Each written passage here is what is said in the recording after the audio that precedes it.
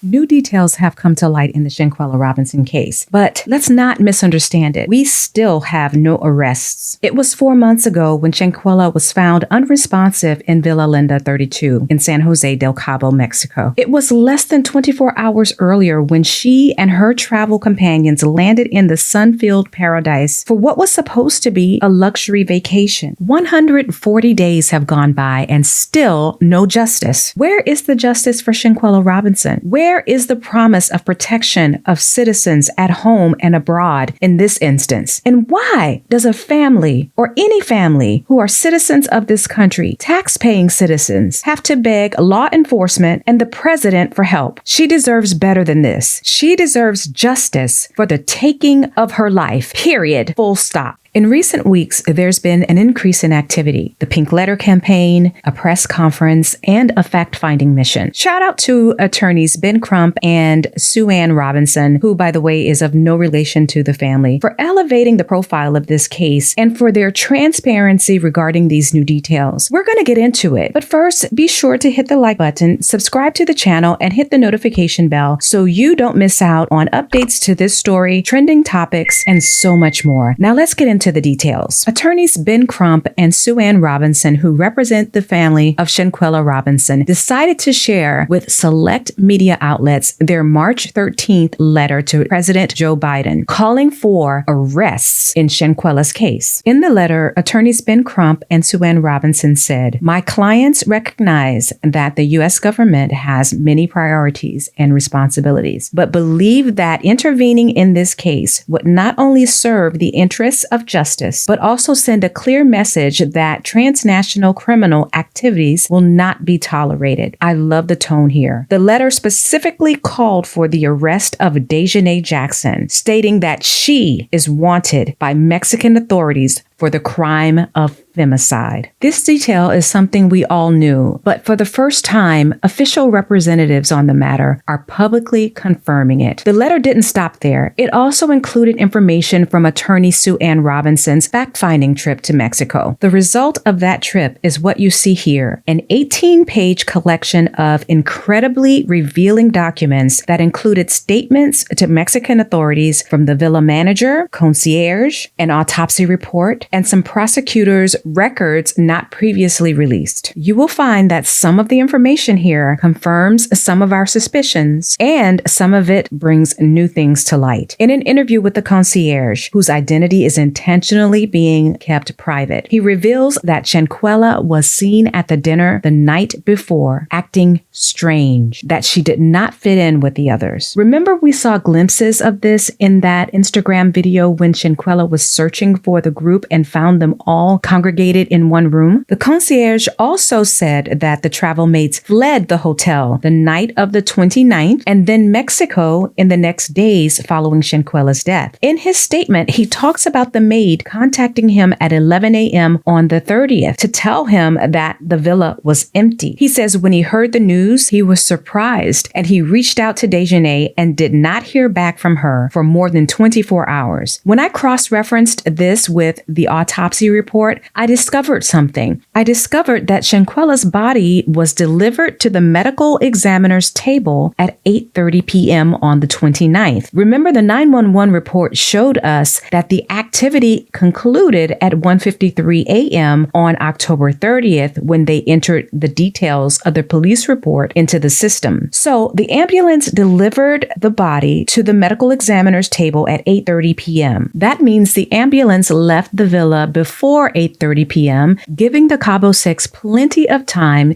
to gather and take their things with them as they headed off to dinner at 9:30 p.m. With their belongings in tow, they did not have to return to the villa. Now, Shanquella's clothing in the photo that was released became quite the point of contention. After looking at the autopsy, it confirms the validity of the photos. In the report, the medical examiner described Shanquella's clothing. He states, clothing, tank top, black, jockey brand, size size L for large. Purple shorts without size. Love University brand. No underwear and no shoes. The autopsy report, which I will not show here, also provides a time of death window. If you don't know what I mean, check out Medical Examiner. In that video, I go into more detail about the medical examiner's job and how they determine time of death. The death certificate says 3 p.m. That's the legal time of death. But you should note that it is very likely not the actual time of death because, depending on the situation, the legal time of death could be the time when a doctor pronounces someone deceased after they have tried life-saving measures such as CPR, not the actual time that the heart and lungs ceased to function. The autopsy says that Shanquella's time of death could have been as early as 1 p.m. Remember, what was previously released to the public was a death certificate, which is made from information in the autopsy report. The death certificate provides a legal time of death, which again may not be the actual time. It's a best guess, even though there was an actual doctor on the scene who says she witnessed Shanquella's precise time of death. The autopsy report also lists Shanquella's death as violent. It describes more physical injuries, contusions, abrasions, more than we knew about. There was friction. There was a friction burn on her left ankle. Did they drag her? She had large areas of skin damage on both of her thighs and a contusion on her big toe.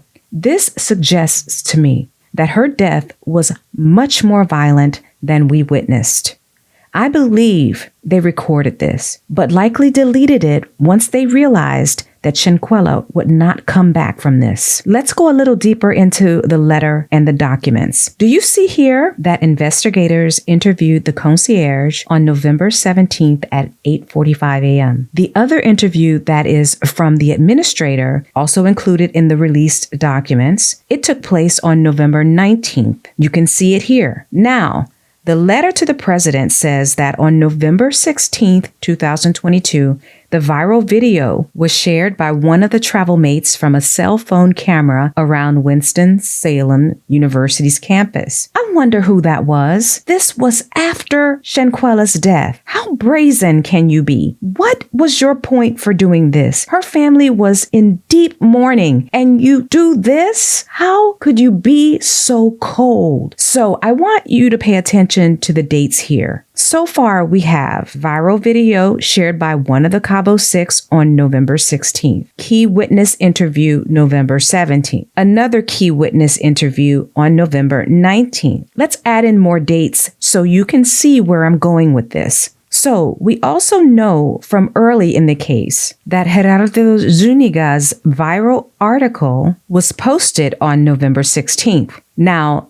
the letter to the president says that one of the six shared the video on the 16th. I believe this bit of information was shared in the letter to show that the U.S. has grounds for federally prosecuting the Cabo Six for sharing the video evidence from the phone. You can see their rationale for this here. But that date was not when the video was first shared. In one of Salamandra's early interviews, she states that the video was out prior to the Cabo Six's return home. She received a call about this video prior to their return. Let's take a listen. They said the medics came, 3 medics came, and no one couldn't do anything, couldn't save her.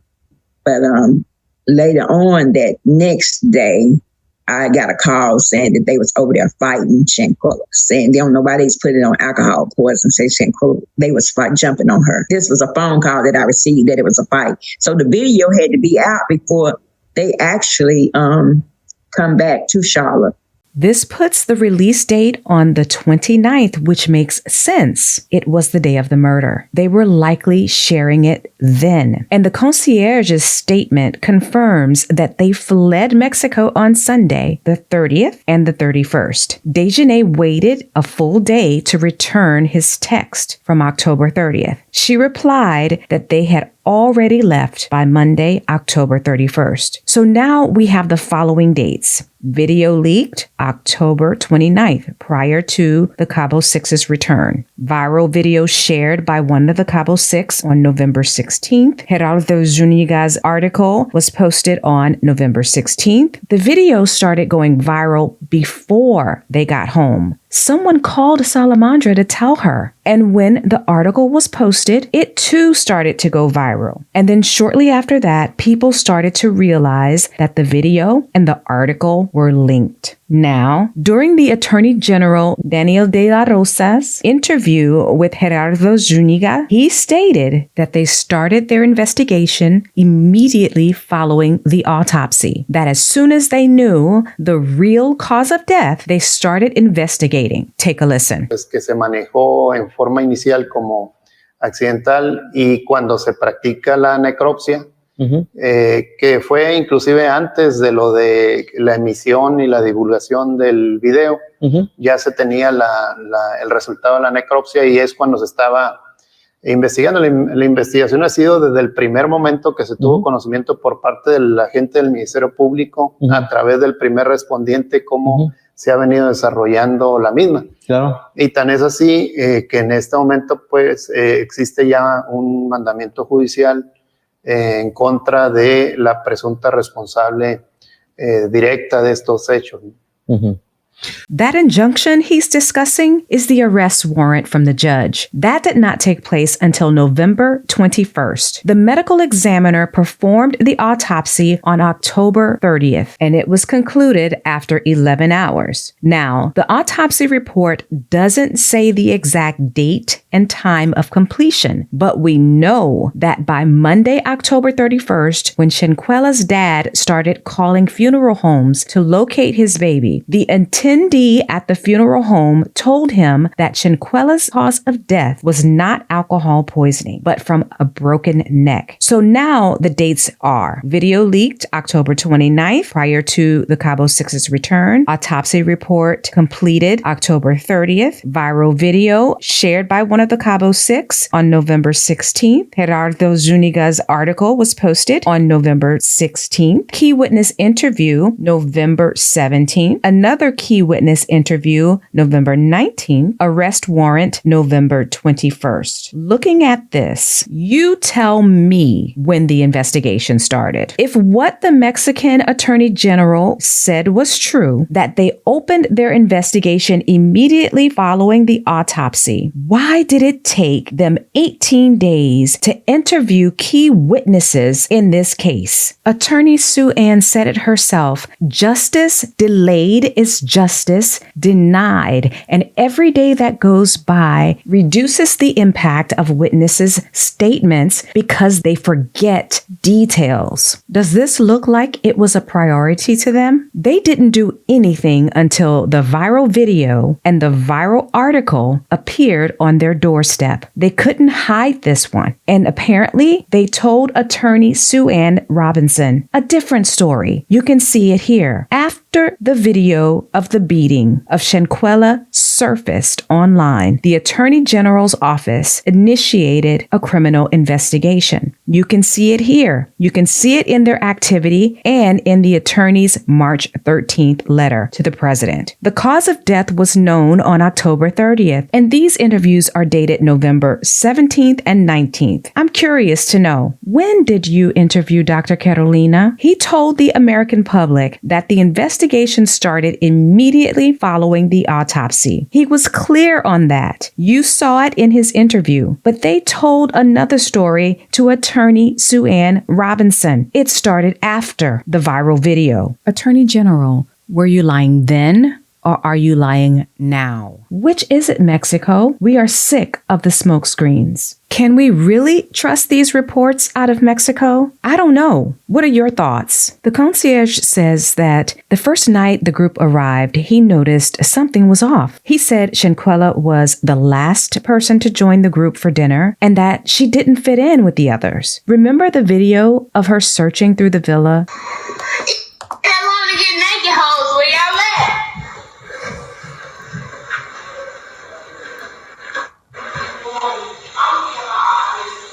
She don't know I'ma keep it hot. You gonna keep it hot? What?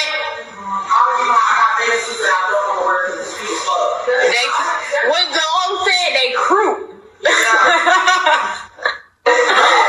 The one that's like mediocre is my check-ins. I can't remember.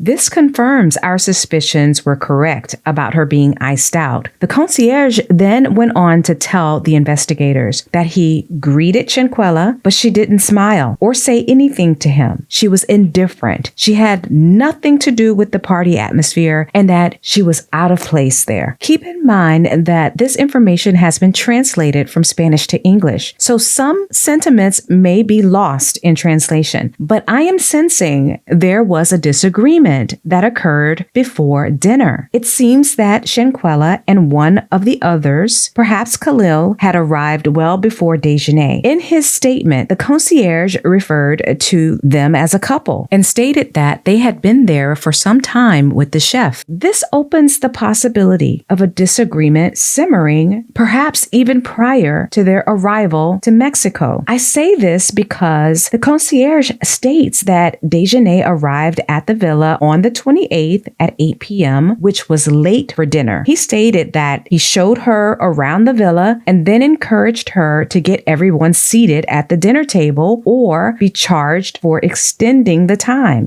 Based on his statements, there didn't seem to be time for a personal exchange between Dejanay and Shanquella prior to dinner. According to the concierge, Dejanay went shopping for groceries straight from the airport, and then when she arrived, he showed her around. He said he did not meet Shanquella during that time, that he met Shanquella when she arrived at the dinner table, and that she was last to arrive. The concierge describes Shanquella as having a strange mood prior to dinner. Then he got them all seated around the table, and then he left them with the chef and the waiter prior to them actually having dinner. The Instagram video showed us the mood during dinner and the drinking game.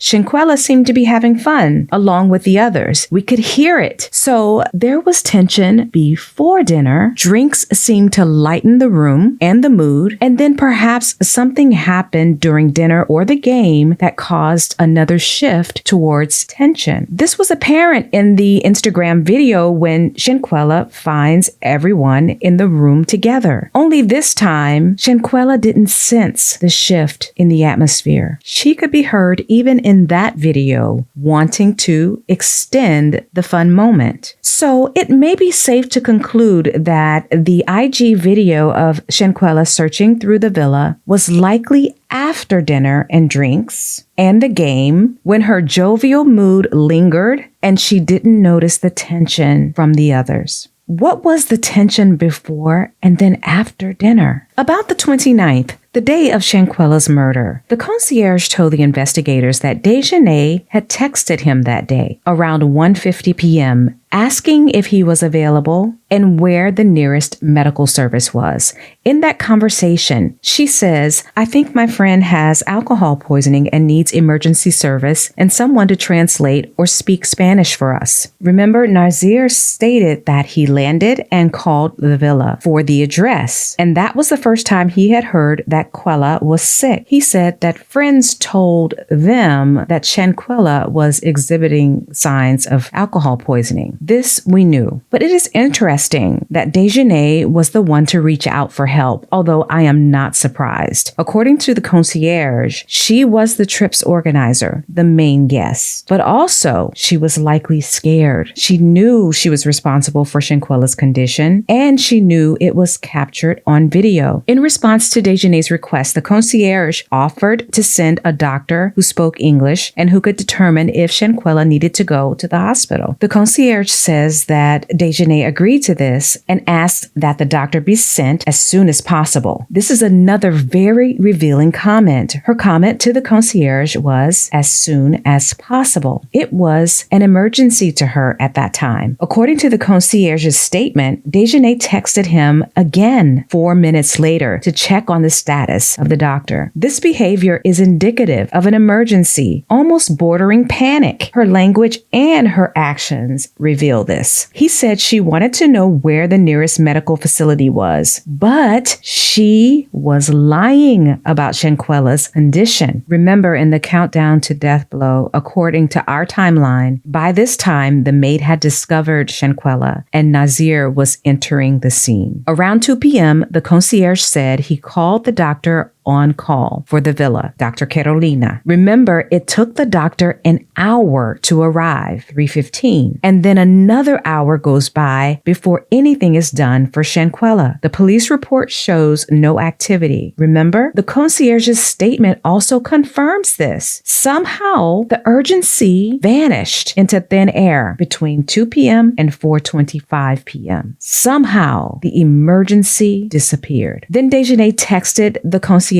again at 4:25. And check this out. The concierge told the investigators that Desjardins had texted him later saying that Shanquella was not in serious condition, but was practically unconscious and needed to go to the hospital for that reason. Her text to the concierge timestamps when they, more specifically the doctor, decided that Shanquella needed to go to the hospital 2 hours and 35 minutes after the first call for help. But more sickening is that it took the doctor more than an hour to figure that out. The concierge says he asked the doctor if Shanquella was in serious condition. He said Dr. Carolina said no. More damning evidence that this doctor is inept. This fits the police report timing when the doctor said we should take her to the hospital and they refused, saying they wanted Shanquella treated in the villa, not in a hospital, and that they only needed an IV. I find it unconscionable that she was practically unconscious, and they negotiated that down to a non-emergency. This is insane. Then the concierge tells the investigators. Later, an administrator of the villa contacted him to ask if he requested an ambulance because security was notified to let one in. We know from the 911 report that the ambulance arrived at 5:19 p.m. and 10 seconds after their arrival, they announced Shanquella as being deceased from cardiac arrest. Then someone contacted the concierge saying Shanquella had died and he needed to get to the villa as soon as possible. Now here is where the concierge gives us more insight into the attitudes and atmosphere surrounding the day of Shanquella's murder. The concierge goes on to say that when he arrived at the villa, he noticed one of the guests was speaking with the police. He says upon entering the house, he saw some of the travel mates were sitting calmly at the bar and dinner table in the main room. He told investigators he sought out Desjardins to offer his condolences. Then the concierge says Desjardins told him that they informed Shanquella's mother about her death and that it was, quote, so fast to lose her in an instant for having had too much alcohol, end quote. Now, I realize this is a translation from Spanish to English, but I have a real problem with this statement. The story that Dr. Carolina and Nazir tell us is that she died a slow death. We know that the assault started at 7 a.m. That's 9 hours post the start of the assault. With the kind of injuries she sustained, in what world is that so fast or instant? She would have suffered 9 hours. Desjardins says she died instantly, but Dr. Carolina and Nazir say it was not. Which is it? Then the concierge asked Desjardins if he could give her a hug as a way to express his condolences. And his description was that she was very cold. See it here. The concierge went on to say to the investigator that he saw a very sad guest, a skinny girl, and that she was in pain. I'm unsure who he is referencing here. My guess is that this was Elise. This scene may have been much too much for her, considering her sister had been murdered just 24 hours prior to this. The concierge told the investigator he left that area and stayed outside the main entrance to give them space to mourn and grieve. And then, minutes later, he heard laughter. I don't know what to think of this, but I wonder, what did Nazir think? The concierge says later, when the news broke of Shanquella's death and the assault video went viral, he realized that he had been manipulated so they could leave the country as soon as possible. On November 19th at 2 p.m., the investigators interviewed an administrator from the villa who served as a translator when the police arrived on the scene. It seems that his statement was used to authenticate the crime scene and identify the perpetrators. In that interview, he stated that he saw the viral video and confirmed that the incident had taken place at the villa. He also confirmed that the attacker in the video was Dejanay Jackson, who he had personally met. Then the administrator makes an interesting conclusion and statement. He says, due to the location of the sun's rays in the video, the administrator said it was between 7 a.m. and 8:30 a.m. in room 3, which was registered to Winter Donovan. Two things about this statement. First, he confirms our conclusions about the timing of the assault. You can see it here where I broke it down using the sunrise and sunset simulations. It is interesting that he is drawing the same conclusions in the same way. But not only is that statement interesting, the other was that this occurred in a room that was registered to Winter Donovan. Did you catch that? What are your thoughts about all of this? Shout out to all of my sources, attorneys Ben Crump and Sue Ann Robinson. Gerardo Zuniga, CBS News. The Neighborhood Talk. Justice for Shanquella.